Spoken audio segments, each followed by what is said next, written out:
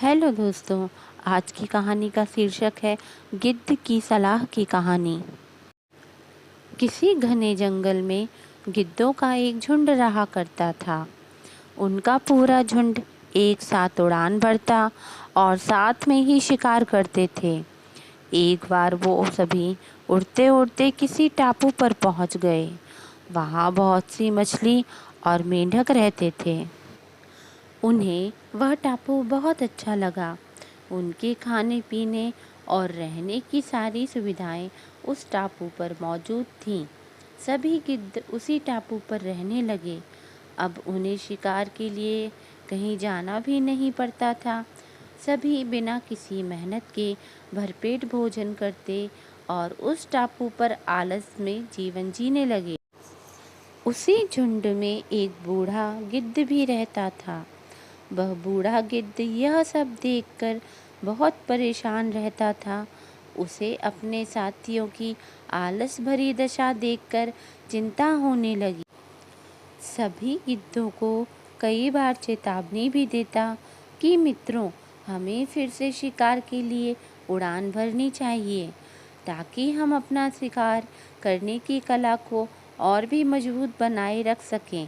अगर ऐसे ही आलस करेंगे तो एक दिन हम शिकार करना भूल जाएंगे। इसलिए हमें जल्द ही अपने पुराने जंगल में वापस जाना चाहिए। उस बूढ़े गिद्ध की सलाह सुनकर सभी गिद्ध हंसने लगे। वह उसका मजाक बनाने लगे।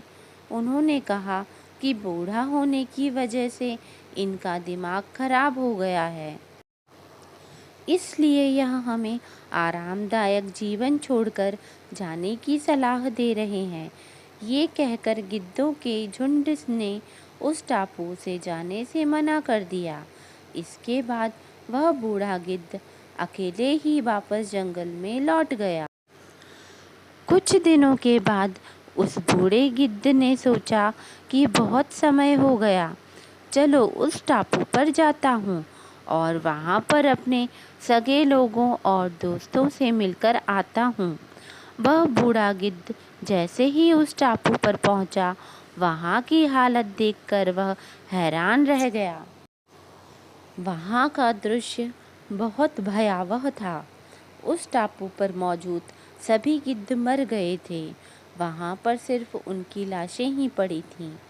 तभी उसे कोने में एक घायल गिद्ध दिखाई दिया। वह उसके पास गया और वहाँ की हालत के बारे में पूछा।